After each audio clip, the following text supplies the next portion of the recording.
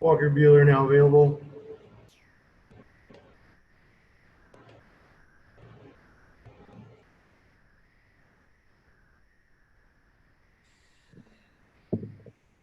First question's from Alanna Rizzo. Go ahead, Alanna. Walker, was this outing more of an indication of the expectation you have for yourself as far as effectiveness? Yeah, I think kind of without a doubt. Yeah, just a lot better command and kind of landing some breaking balls. And, obviously we know how talented that team is over there and how, we play them a lot. We know a lot about them. They know a lot about us. So, to kind of get going against them in the division, I feel good about it. Dave Roberts about 10 days ago thought that it was going to be this particular outing where everything came together for you. He thought this was, you were getting close, you were making progress, but this was going to be the outing. 11 punch-outs tonight, the best outing of the year. You made your manager seem pretty smart there. What exactly worked for you tonight? You had mentioned the command, but it seemed like you just had a different look in your eye. Yeah, I think, outside of the baseball stuff, I think just kind of tired of being shitty, to be honest. I don't really know how else to say it, so I'm sorry for the language, but I kind of tired of it. So, trying to establish the fastball, land some breaking balls, and I think from there things kind of flow. But definitely felt more like myself tonight. And you really used that fastball the majority of the time. How good did that pitch feel for you tonight? Yeah, it was good. Barnes obviously handles that pitch and kind of everything that I have, is good, if not better than anyone in the world. So having him back there, being able to keep the ball in the zone and feel good about getting calls obviously helps. And, all of our catchers are like that. But, tonight it was just seemed to be in some rhythm and trusting his fingers and, things are good. Clayton gets 11 strikeouts last night. You get 11 strikeouts today. Not to take anything away from anybody else in the rotation, but if the two of you can get going, how dangerous is this Dodgers starting rotation? Yeah, I think that's the goal. Obviously, we've got other guys in this rotation that are extremely talented and, not so much him, but kind of held me above water. I know I've mentioned that in the past about not sinking the ship and things like that, but we just have so much talent and, obviously Kersh yesterday was pretty impressive and dominant. So, hard guy to follow up, but glad he's on our team for sure. Yeah, you did a nice job tonight. Welcome back. Next question from Jack Harris. Go ahead, Jack. Hey, Walker, I know your first 4 starts last year were also, it took you a little while to really get going.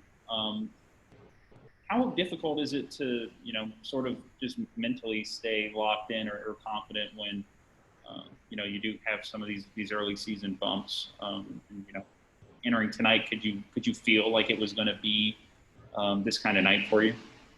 I think first and foremost, having a team like we do can kind of help you in that regard. You don't feel like you're ruining everything. I think it'd definitely be harder to struggle on a bad team, but I don't think there's anything crazy or outwardly about the way I felt walking into the stadium today. I just,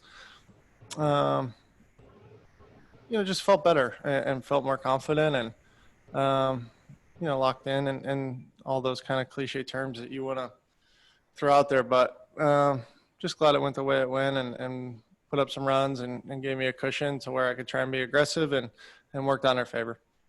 Thank you. Next question is from JP Hornstra. Go ahead, JP. Hey, Walker, as you reflect on the first 4 starts of this season, what was the last thing to come around? Was there anything specific you were really working on there?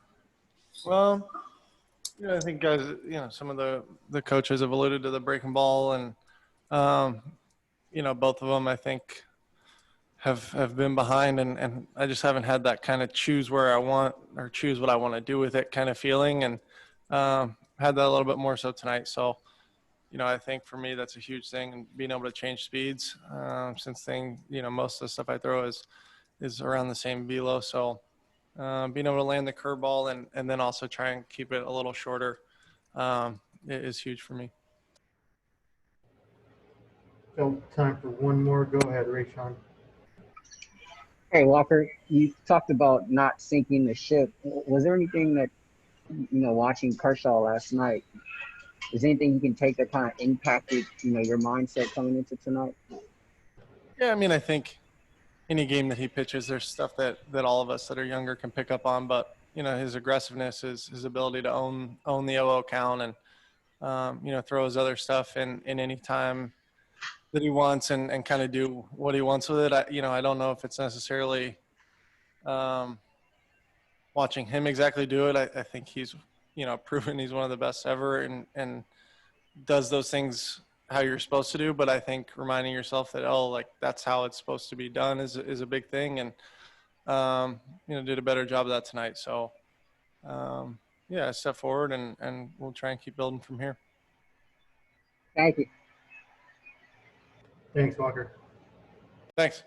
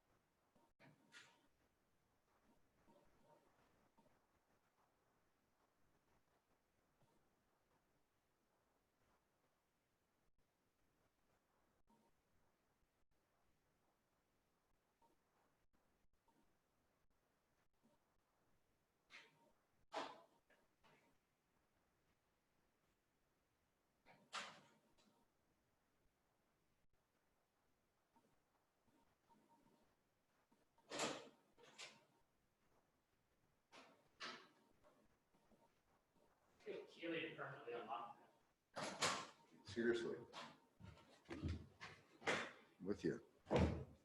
Because it's actually going from there to there that this shouldn't be locked. Like if it's, yeah. Dave Roberts now available. First question from Alanna Rizzo. Go ahead, Alanna.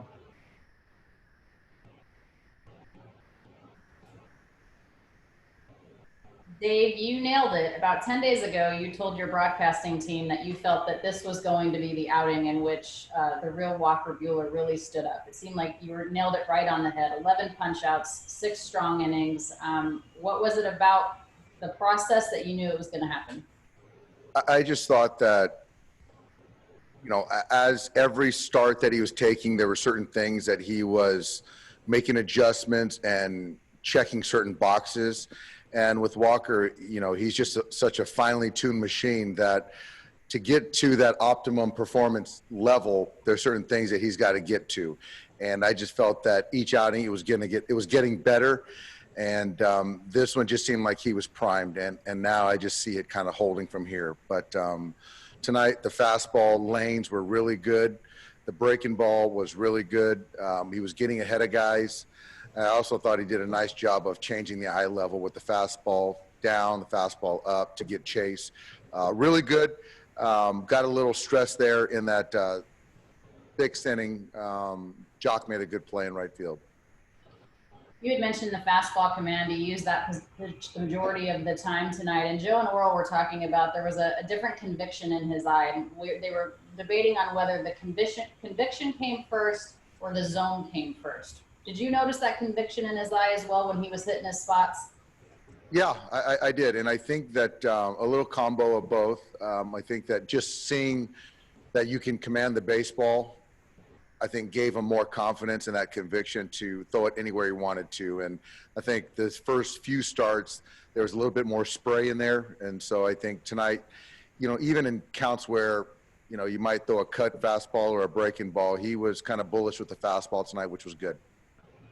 You guys jump on Gray early. You get to him then later on in the game. He comes out of the game, in the fifth inning early on. How nice was it to have kind of an overall good game from all sides of the ball and not one that was incredibly stressful? I thought, we could have put some more points on the board tonight. Jock's at bat in the first started it, in my opinion. And that 2-out hit by Corey was big.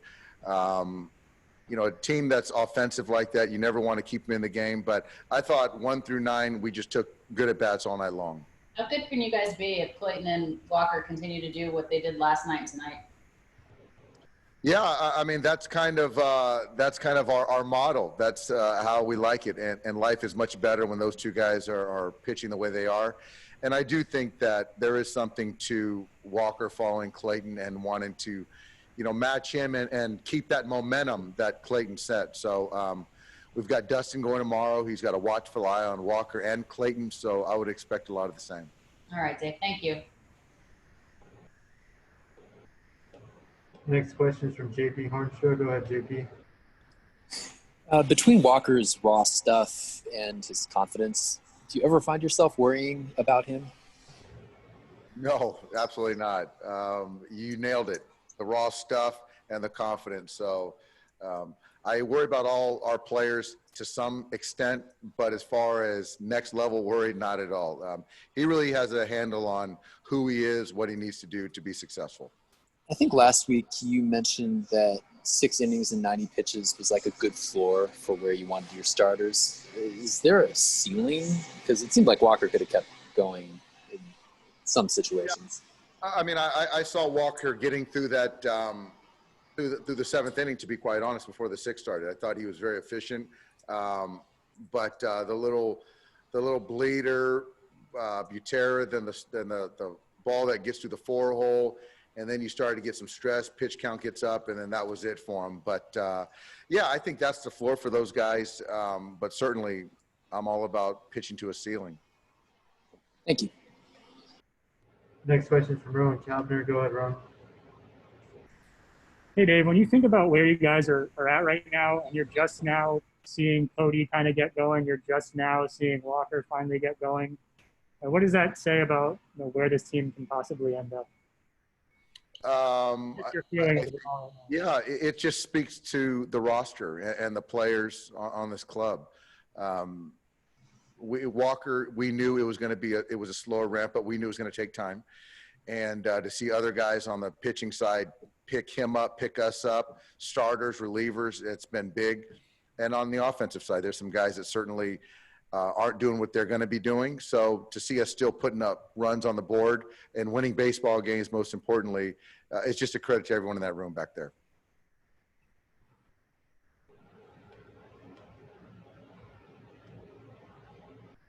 Thanks, Dave. Thanks, everybody. Yep. Thanks, guys.